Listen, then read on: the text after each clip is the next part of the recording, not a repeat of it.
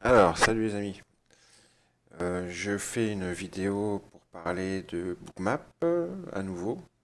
J'en avais fait une il y a quelques mois, j'en refais une euh, pour appuyer encore un peu plus sur la pertinence de l'outil en ce qui concerne notamment le DAX. Ça marche aussi sur d'autres marchés certainement, mais moi je suis spécialiste du DAX, donc je m'en sers sur le DAX. En fait, je vais montrer une dizaine d'exemples, une dizaine, une quinzaine d'exemples de trades que l'on peut prendre régulièrement avec Bookmap, des patterns que l'on peut observer régulièrement sur Bookmap. Là, par exemple, alors les trades ne sont pas faits je les présente pas dans l'ordre chronologique, hein. Peu importe le PNL qui est noté ici, c'est des trades que j'ai enregistrés, que j'ai recherché sur la journée, sur la semaine dernière, et pour vous montrer des trades que j'ai moi-même pris en réel. Je les ai recherchés sur le replay. Je les ai enregistrés, je les ai repris en simulation avec le replay pour vous montrer. Et je vais donc vous les décortiquer, vous les expliquer pas à pas à chaque fois. Alors, ici, on voit tout simplement que l'on a sur le niveau des 65, 9765,50 un gros bloc de liquidité d'ordre limite, 27 contrats sur 9765,5. Pour l'instant, les prix rebondissent dessus, pour l'instant. Donc ce que le trader fait dans ces cas-là, c'est qu'il surveille à chaque fois que les prix reviennent dessus. Là, vous voyez, excusez-moi. Là, vous voyez que les prix sont arrivés dessus une première fois, qu'ils ont rebondi une première fois. Donc, on va surveiller le comportement des prix à chaque fois qu'on retourne sur cette zone. Et on va surveiller le comportement des ordres limites à chaque fois qu'on revient sur cette zone. Ok? Il peut se passer deux cas. Soit on rebondit une nouvelle fois sans toucher la zone, soit on rentre dans la zone, une partie des ordres limites sont exécutés, mais pas tous, et on rebondit, soit tous les ordres limites sont exécutés, et on passe aux étages inférieurs, et ainsi de suite. Si les ordres limites sont grignotés à chaque fois, on passe à l'étage inférieur, inférieur, inférieur. Donc on surveille. Il y a trois scénarios possibles. Le scénario du rebond, au-dessus, sans toucher la zone. C'est-à-dire qu'on s'arrête juste au-dessus.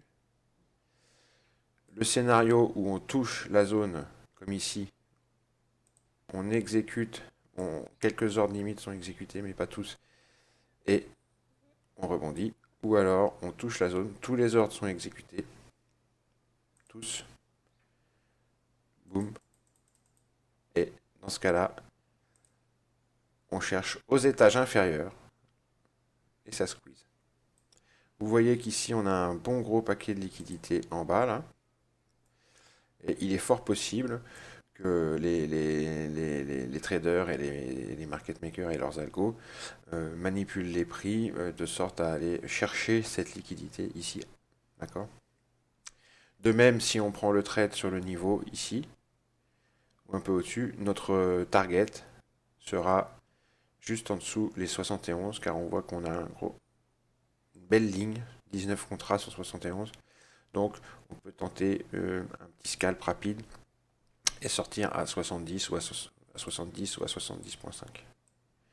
Bref, voyons voir ce que le trader, en l'occurrence moi, a fait dans ce cas-là. Je me souviens avoir attendu et observé ce qui se passait.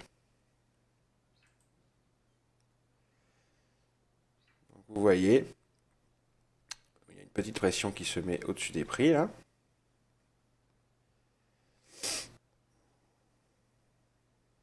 Là, je règle mon contraste. J'aime bien que le contraste soit réglé à 24 sur le DAX.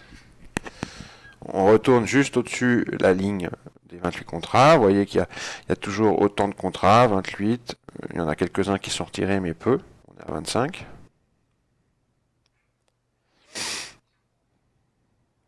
On retourne juste au-dessus. Là, on touche. Alors, on regarde si quelques-uns. Là, on a deux contrats, trois contrats qui ont été exécutés.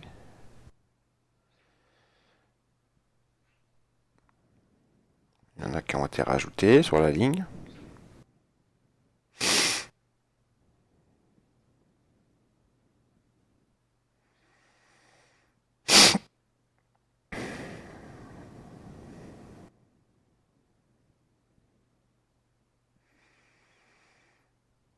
Donc on peut faire des petits scalps rapides en prenant ici, en sortant deux trois ticks au-dessus, hein. Mais là, moi, j'attendais, j'observais de voir si le niveau tenait.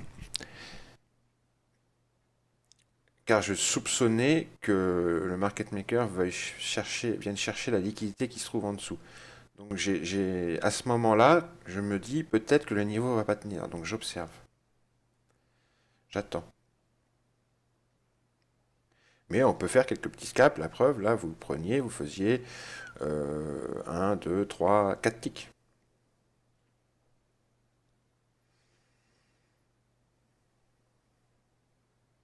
Et on a 29 contrats, une trentaine de contrats donc, hein, toujours.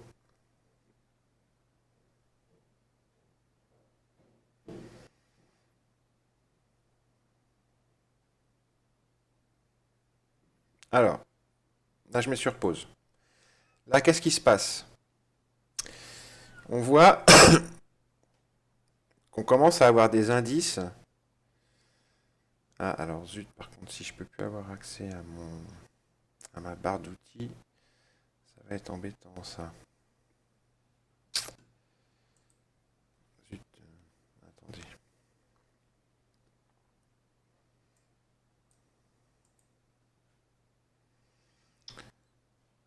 Alors, on va faire comment? Ah, zut.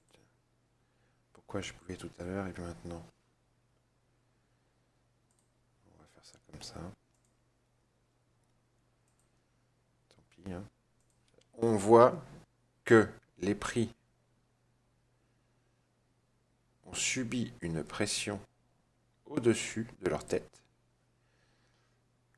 que ça les a emmenés sur la ligne où il y a 30 contrats, 30 hors limite, pardon. On observe également ici qu'il y a eu un certain nombre d'ordres vendeurs agressifs, c'est-à-dire au marché. Donc on a une première indication comme quoi peut-être que on veut faire casser le niveau. Puisqu'on met la pression au-dessus des prix, que des ordres vendeurs agressifs sont rentrés, et qu'on a tapé la ligne et que certains ordres limites ont été exécutés, je pense, pour ma part, là, c'est un premier indice qui me dit que peut-être on va casser le niveau. Et après, je pense que je vais prendre. Voilà, je prends le trade, car pour moi, c'est un indice comme quoi on va casser le niveau. On met la pression, on cherche à aller casser ce niveau. Regardez, encore ici, une fois, on met la pression au-dessus des prix. Et vous faites un scalp rapide, vous mettez un TP à 5 ticks et basta. Regardez encore. Là, c'est pareil. Vous voyez? C'est magnifique ce qui se passe.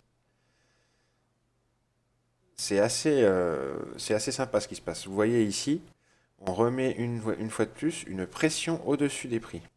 D'accord? Et là, il y a eu à nouveau des ordres vendeurs au marché. Vous voyez, ici, nous avions 10 contrats sur le volume composite. Là, nous en sommes à 24. Là, il y avait une trentaine de contrats, il n'y en a plus que 15. Ça veut dire qu'il y a 15 ordres limites qui ont été exécutés. On les voit ici sur le volume composite. Ils apparaissent maintenant ici. Puisqu'on était à 10, nous sommes à 24. Ici, on était à 30, on est à 15. Et donc, le niveau s'affaiblit de plus en plus. OK? Bientôt, si les 15 contrats là sont avalés, les prix squeezeront vers le bas et iront chercher la liquidité en bas. C'est pour ça que j'ai shorté.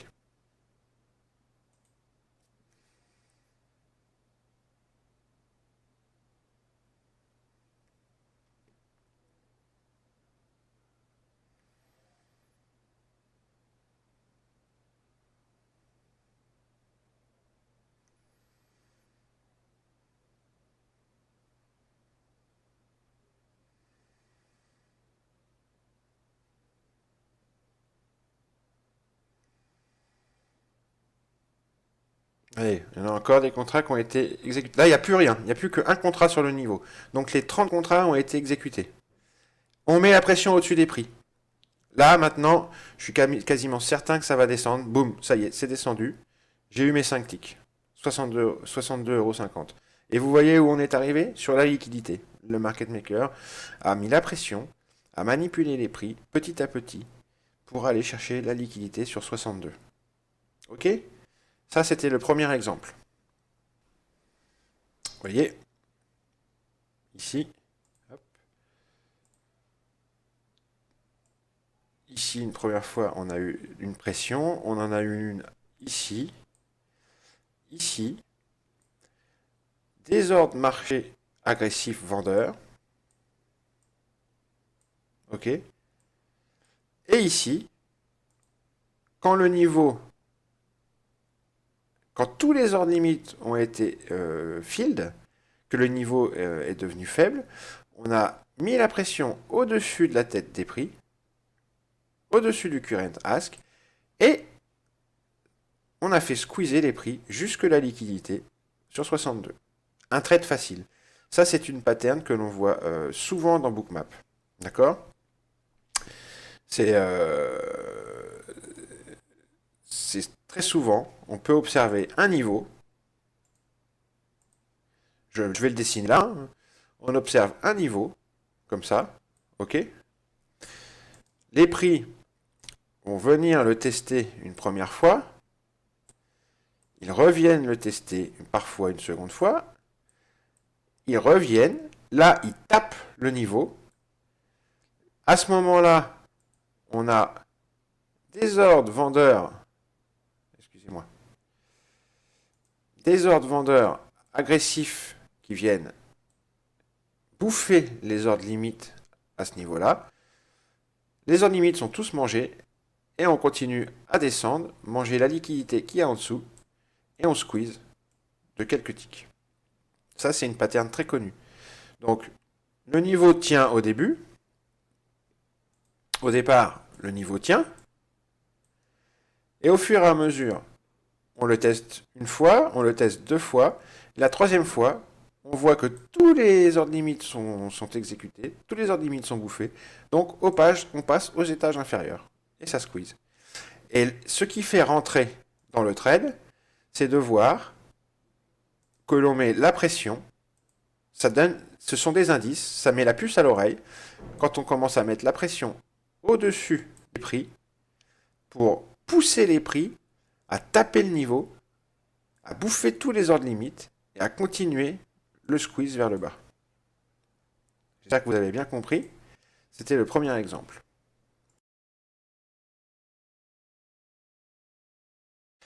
Alors là, on a un autre exemple. Très joli aussi.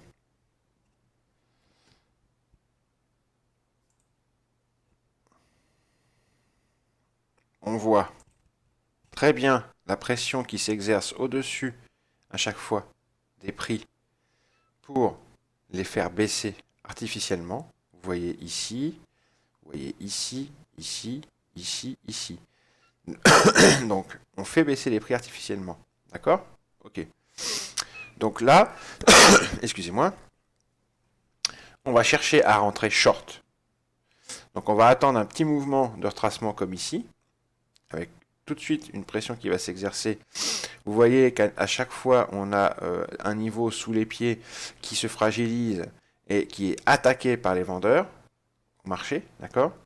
Donc on va chercher la même pattern, d'accord? On va chercher un petit retracement avec une pression au-dessus de nos têtes et un niveau en dessous de nos pieds qui se fragilise, ok? Et notre scénario, c'est qu'on veut aller chercher la liquidité qui se trouve là, d'accord?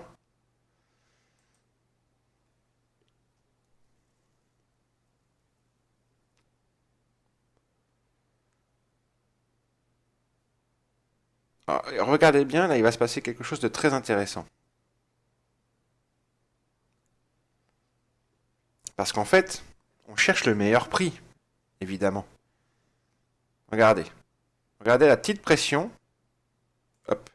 Regardez la petite pression qui vient de se mettre sous nos pieds.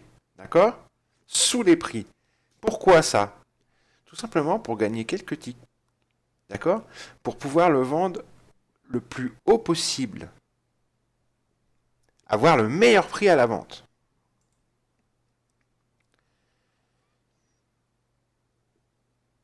Donc là, on a notre tracement qu'on attendait. Maintenant, on attend un signal pour rentrer short. Boum. Là, je commence à avoir un pré-signal. Je vois qu'il y a une pression qui s'est mise au-dessus de nos têtes. Ici et ici. Maintenant, j'ai ce niveau où il y a 29 contrats là.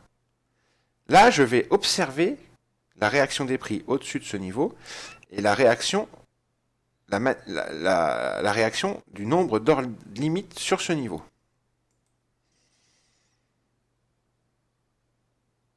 Boum. Voilà. Il n'y a plus rien qui nous empêche de descendre. Plus rien. Plus rien qui nous empêche d'aller chercher les 55 là, sur 20. 20 contrats à 55. Plus rien. Là, je rentre. Je rentre short. Regardez. Boum, je suis rentré short. Tout est là pour que ça descende de quelques ticks.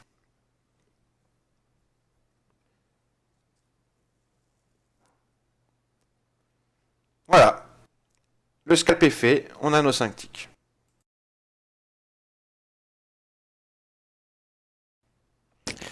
Alors là, troisième exemple, attention, ça va être très rapide parce que j'étais en vitesse 3 sur le replay. Excusez-moi, je n'avais pas fait attention que j'étais en vitesse 3. Donc il va être très rapide. Donc là, c'est exactement le même principe. Vous voyez très bien, au-dessus des prix, toujours le même principe. Ok? Toujours ce principe de retracement, un niveau qui se fragilise, on continue à squeezer, on met la pression au-dessus de la tête des prix. Ok? Ici, 57 contrats. Ici en tout 20 et 17, 37. Pression ici, on voit très bien. Et là, pareil, juste au-dessus des prix, on voit très bien cette pression qui se met. Ok? Donc là, je rentre short. J'ai rien en dessous, ici, pour m'arrêter. J'ai pas de gros niveau fort. Que des petites tailles de contrat limite. Ok? Donc je rentrer short pour viser un squeeze rapide jusque cette zone. D'accord? C'est très rapide, hein. Attention. Je vous préviens, ça dure un dixième de seconde. Excusez-moi pour ça. Voilà. Hop, hop. Vous voyez ce qui s'est passé? Vous l'avez vu en temps réel. On a eu à nouveau une pression qui s'est mise là. On le voit ici. Ok? Je vais remettre un petit peu en arrière. Regardez.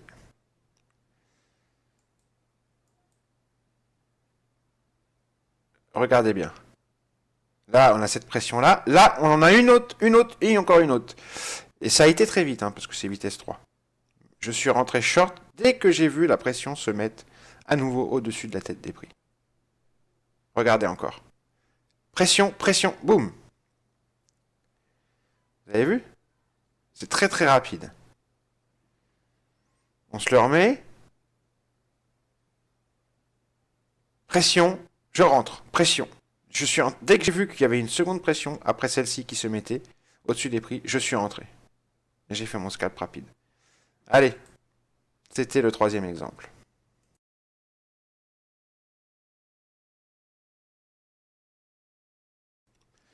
Alors, pour ce quatrième exemple,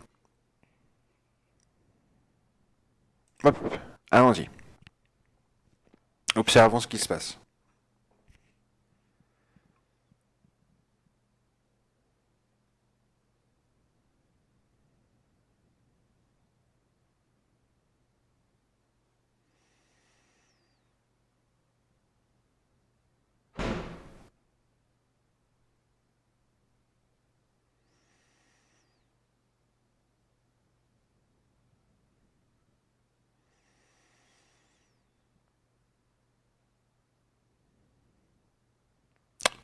On monte.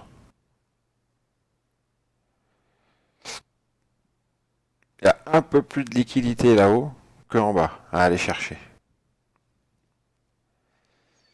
Là, ce qui se passe, vous voyez qu'on met la pression sous les prix, on le voit bien, j'aurais pu régler le contraste un petit peu mieux, on le voit.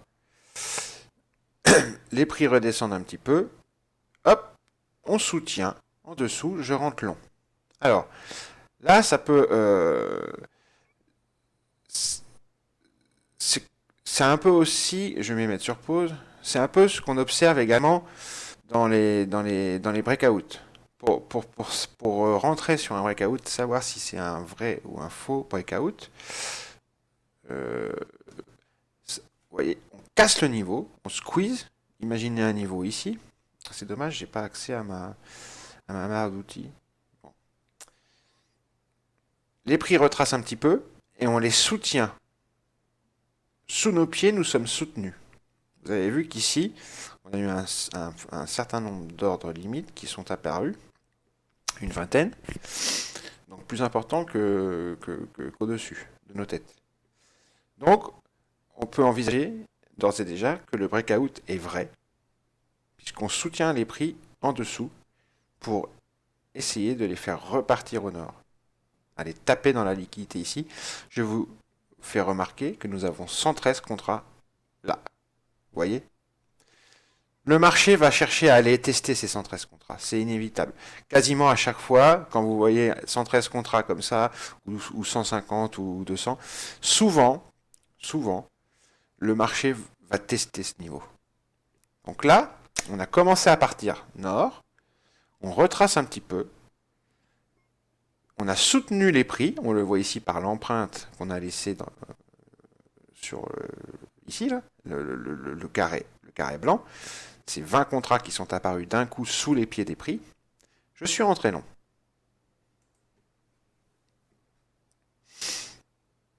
Et je cherchais 5 ticks. Mais je pourrais chercher jusqu'aux 110 contrats là-haut. Regardez. Regardez la pression au-dessous de pied des prix. Pour pousser les prix vers le nord. Vous avez vu? J'ai déjà eu mes 5 ticks. Et voilà, on est arrivé aux 100 contrats. Vous voyez comme on a poussé les prix. Regardez, c'est cette pattern en escalier là. Vous la voyez?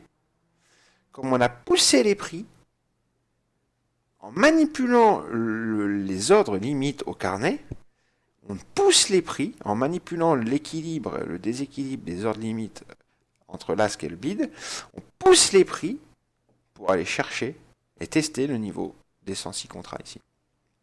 Formidable. Et nous, on a pris 5 ticks. On aurait pu prendre bien plus.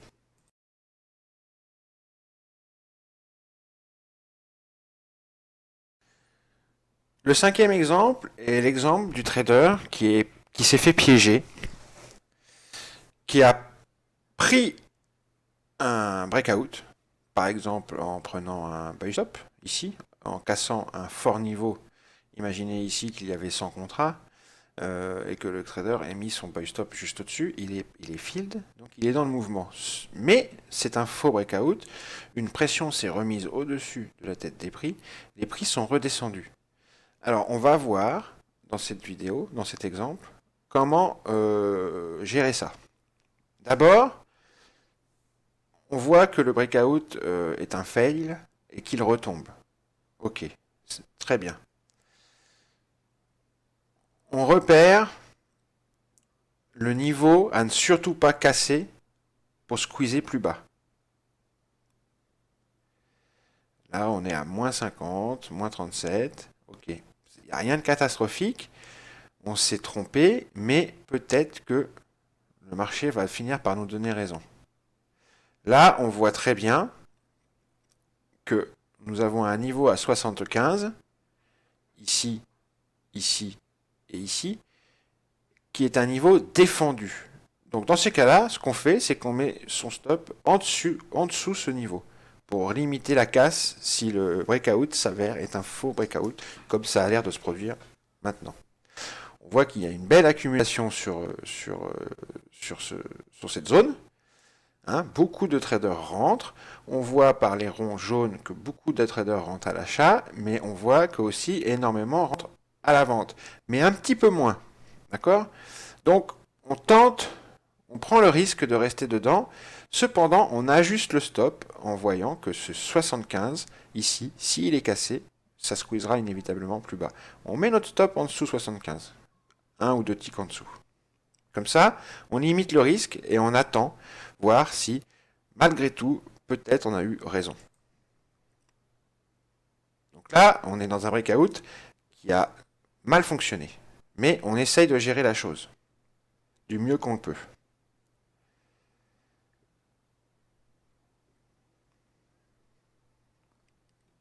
Vous voyez qu'on continue d'accumuler sur la zone. Là. Vous voyez qu'on met une petite pression en dessous des prix. Ça commence à nous rassurer, ça. Regardez, ici.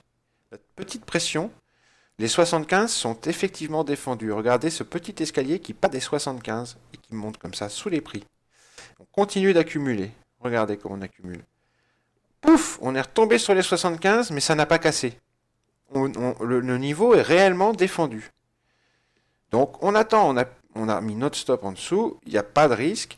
Si jamais on s'est trompé, on est stoppé et on prendra l'autre. Pas grave, on attend. On s'est mis dans une mauvaise situation, mais on gère le risque. On observe l'order flow et on attend, peut-être on va finir par avoir raison, ou peut-être pas. Dans les deux cas, c'est pas grave.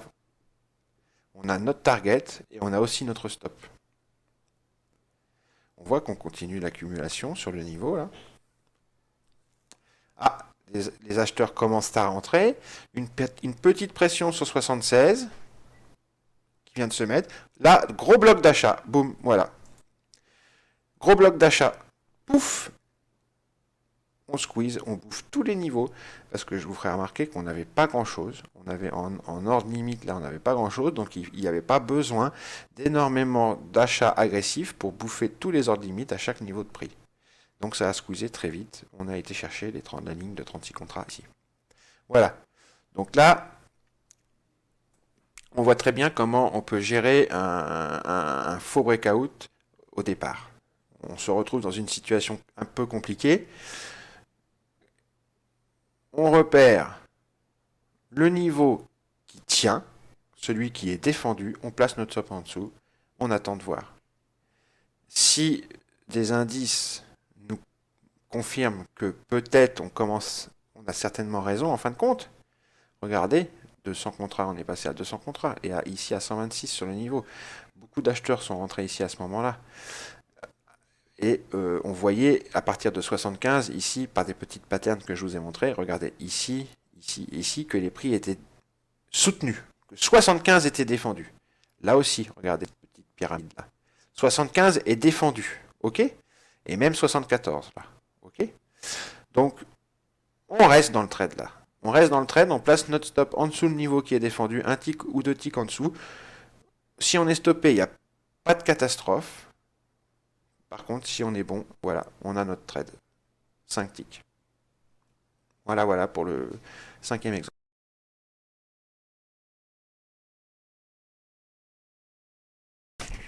Le 6e exemple est un exemple tout banal de scalp pris grâce aux informations de Bookmap. Allons-y.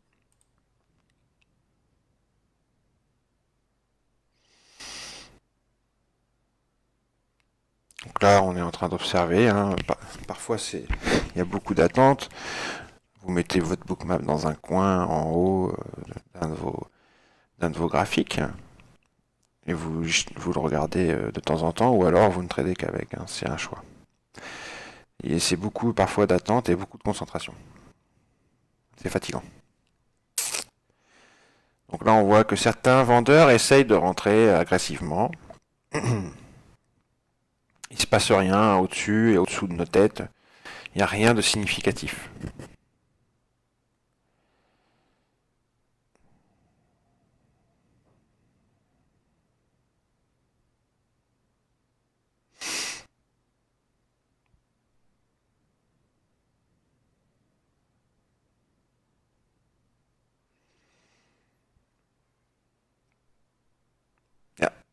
La liquidité la plus proche, c'est celle-ci. Là, voilà. Là, bon, mon contraste aurait peut-être pu être réglé plus fort. Là, on voit que, là, ça y est, il y a un peu plus de pression au-dessus des prix. Okay. Eu égard au nombre, je sais pas quelle heure il était. Bon, bref, il faut pas faire attention à l'heure qui est en dessous.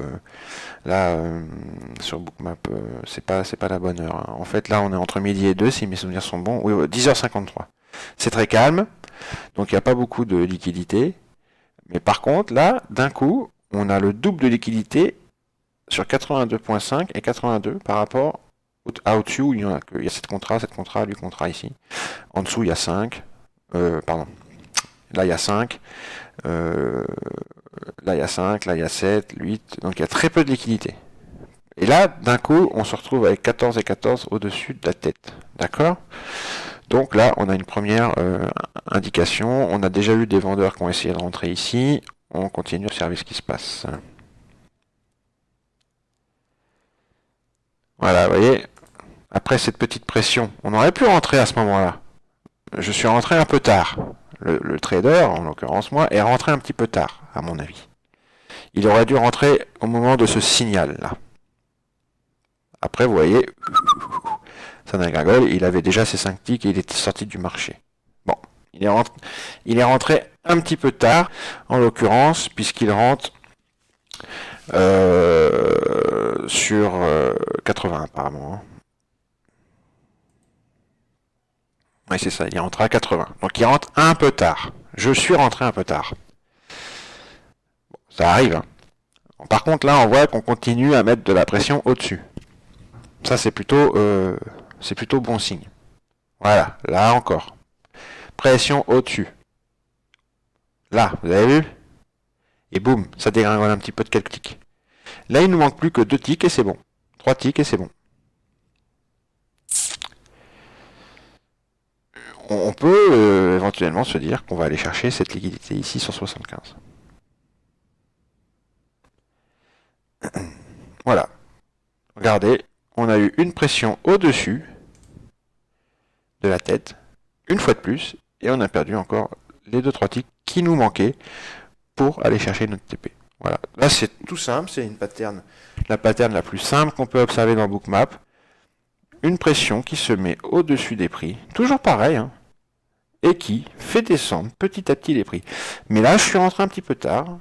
On aurait dû rentrer directement à ce moment-là. D'accord ? Quand on a eu les 14 contrats ici et ici, à 82 et à 82,5, qui sont apparus. Car c'était un signe comme quoi on mettait la pression au-dessus des prix et que l'on voulait les faire descendre.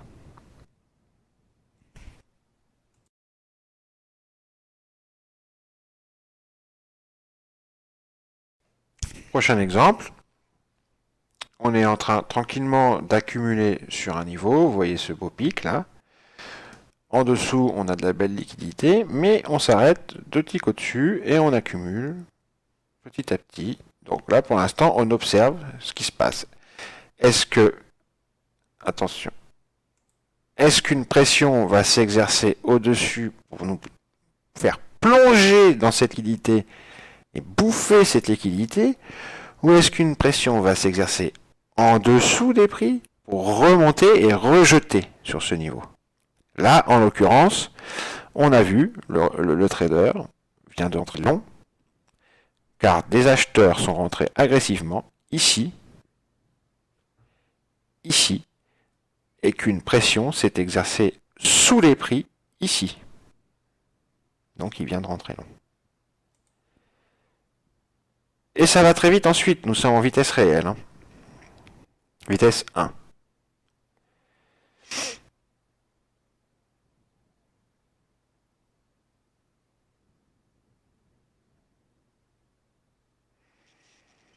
Donc le trader est rentré sur 79,5 après avoir vu cette pression sous les prix et ses achats agressifs.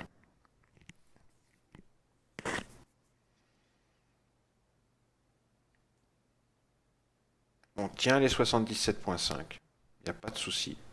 Par contre, à 80, il y a un barrage. Donc là, c'est pareil. Hein. C'est pareil. Vous pouvez manager votre risque grâce à Bookmap de façon optimale. Le niveau qui tient, c'est 76. mais il y a aussi 77. Celui qui ne veut pas prendre de risque, il met son stop à 76,5 ou à 76 ou à 75,5. C'est selon. Moi, personnellement, j'aurais tendance à mettre mon stop en dessous des 76, à le mettre à 74,5, en dessous cette barre de liquidité.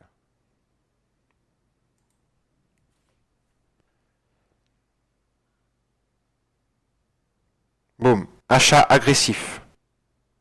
Encore achat agressif. Et ça y est, c'est fini. Vous avez vos 5 ticks, vous voyez, c'est fait. 125, on était à 62. 50, on est à 125. C'est très rapide.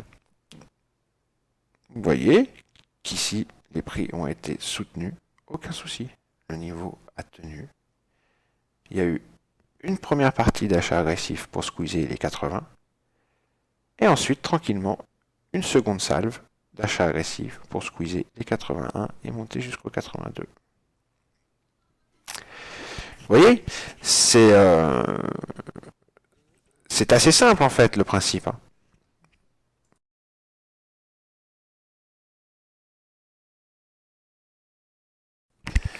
Huitième exemple, on va voir comme certains indices qui sont très rapides, il faut être très attentif, peuvent vous donner le sens de la direction des prix dans les minutes qui suivent.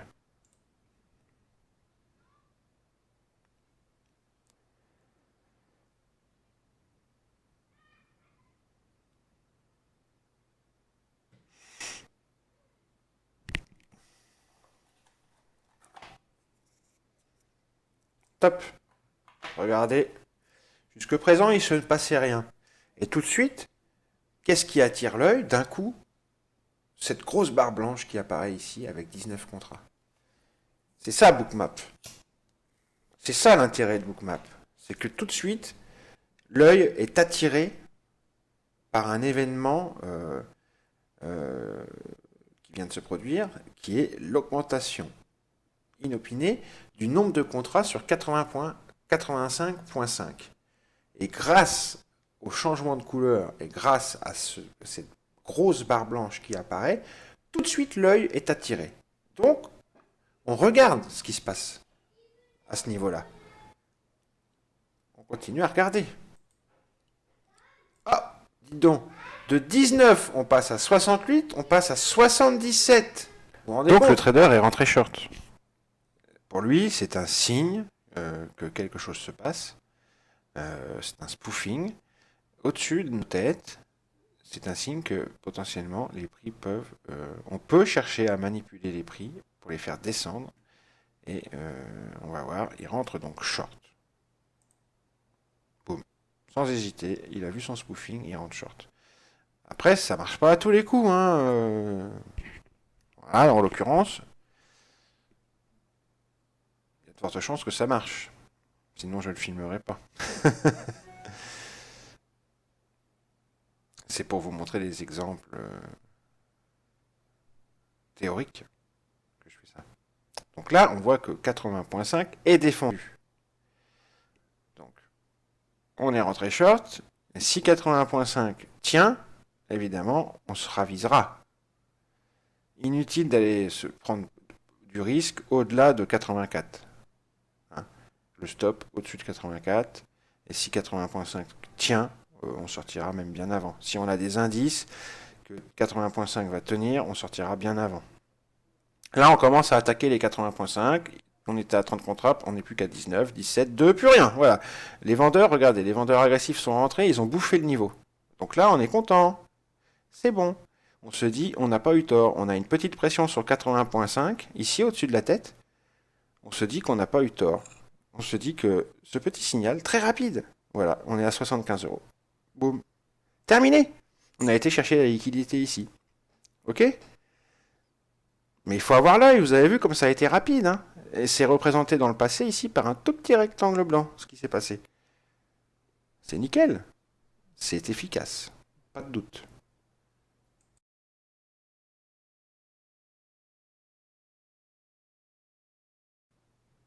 Un petit exemple où la situation du trader peut s'avérer délicate. là, il y a eu les prix descendent, on a eu des pressions qui se sont exercées au-dessus de la tête. Le trader décide de rentrer short à nouveau, pour ces raisons. Pression ici, vendeur agressif ici, ici. Mais il rentre un petit peu tard, le trader. Il rentre un petit peu tard parce que là, il y a du niveau, 22, 24, 22 ici. Donc, là, ça bloque. Là, le trader a fait une erreur en rentrant trop tard. Donc, comme tout à l'heure, quand on a été dans une situation délicate au niveau du breakout, eh bien, on observe l'order flow, on observe les prix et on voit si il faut sortir ou pas. Là, on commence à se dire, zut, je me suis vraiment trompé, il y a une pression au-dessous des prix, ça les fait monter, on est à moins 62. Voilà. On commence à se dire, je vais peut-être me couper une main. Là, on se dit, ah, en fin de compte, les vendeurs sont toujours là. Ils attaquent le niveau, ils bouffent le niveau, on squeeze en bas. Là, regardez, on a eu une pression. Regardez le petit rectangle blanc. On a eu une belle petite pression au-dessus des prix. Et ici, on a eu une belle pression aussi au niveau de cette barre blanche au-dessus des prix. Donc, ça y est, on est sorti du trade. Je mets sur pause. On est sorti, on a eu nos 5 ticks. Donc, on s'est retrouvé dans une position un petit peu délicate parce qu'on est rentré trop tard. On a fait un petit peu... On a hésité, pourquoi je ne sais pas, parce que le mouvement est magnifique, vous voyez, mais toujours est-il qu'on ne sait pas ce qui peut se passer dans la tête d'un trader. Là, en l'occurrence, le trader rentre trop tard. Il rentre juste à un niveau où, comme par hasard, les prix rebondissent.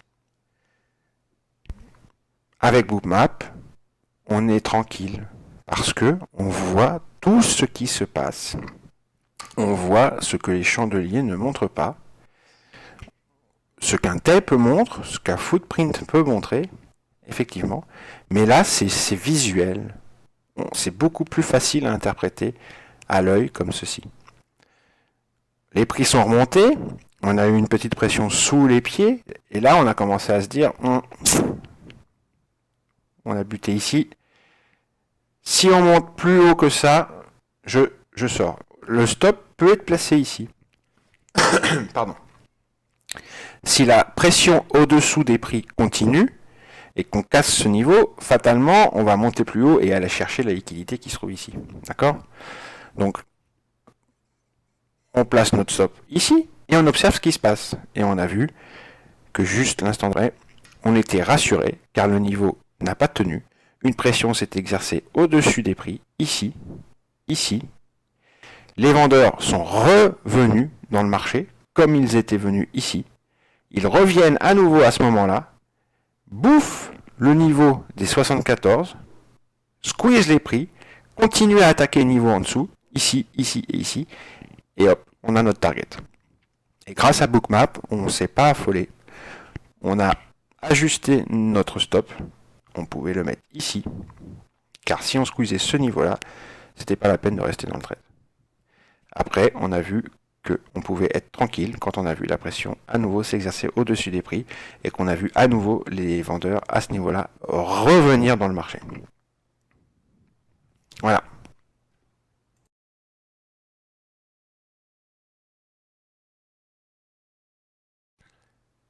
Le 10e et dernier exemple, c'est le feu d'artifice. On va aller assez vite, c'est un trade que je vais prendre devant vous en replay. Je vais mettre assez rapide la vitesse. Hein. Regardez, spoofing 110, sous nos pieds. Ok, 112, au-dessus. 113.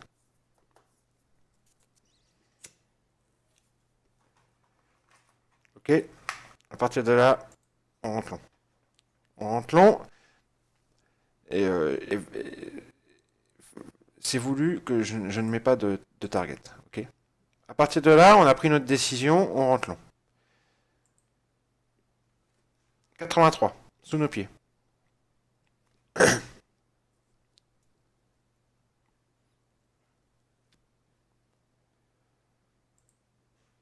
Ça va aller très vite, vous allez voir, parce que de toute façon, je fais exprès pour que ça soit pas une vidéo trop longue.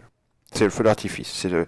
Vous allez voir qu'on retrouve Tout l'art du spoofing.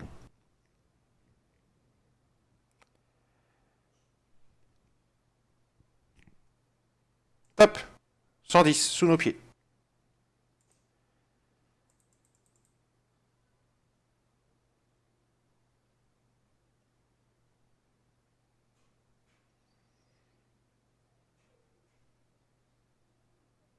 Donc là, on tient les 74, encore.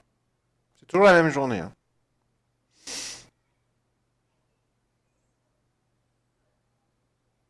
Donc là, on accepte un drawdown un peu plus important, parce qu'on est dans un esprit intraday.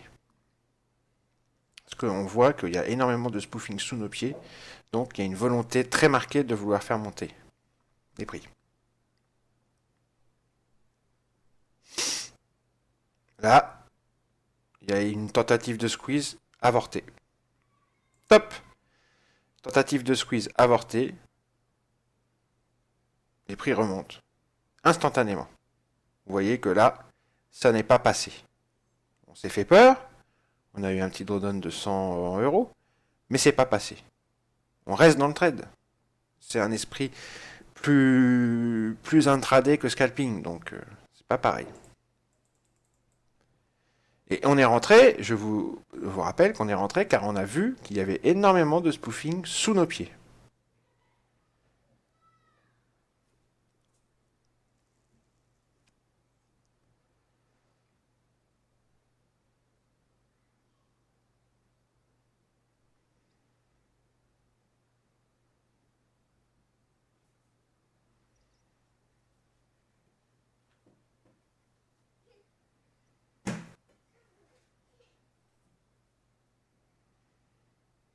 Hop, 109 sous nos pieds.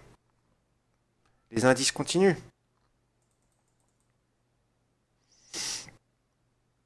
109, 114, 100. Voilà, c'est disparu. C'est juste du bluff pour faire monter. Top, 108. On continue.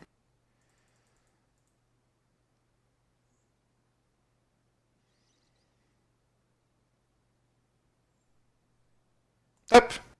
Vous avez vu, il y a encore eu 109 ici. Ça a été tellement vite que j'ai pas eu le temps de faire pause.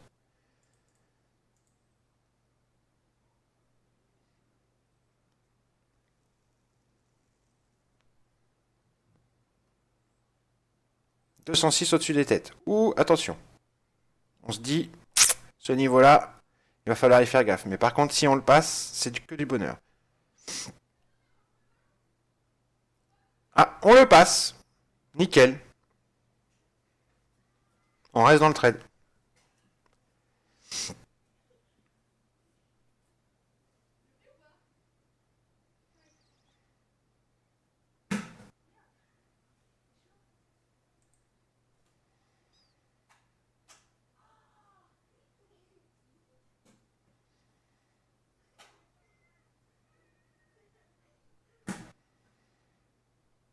Hop, 200. Regardez là, 213. Spoofing encore. Sous nos pieds.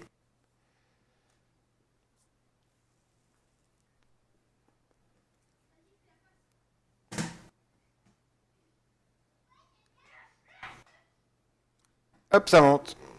Instantanément après. Hop, hop, hop, hop, hop. Regardez la pression sous les prix.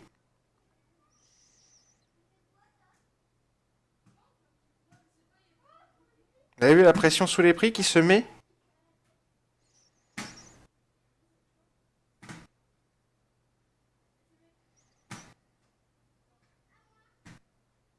Vous voyez tout ça? Cette pression sous les prix là?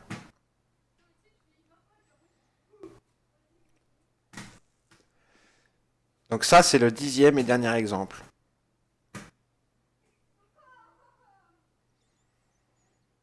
Vous voyez très bien la volonté d'un acteur de marché de vouloir faire monter les prix. 170, vous avez vu à cet endroit-là? 170, vous remettrez en arrière. Et boum, après ça monte. Un spoofing de 170 contrats, 196, 200, 159. Regardez là, énorme, énorme. 129 là. Là, on a 180 au-dessus de nos têtes. Allez, on sort. 275 euros, c'est bon, on sort, c'est fini, terminé. On a encaissé. On pourrait rester.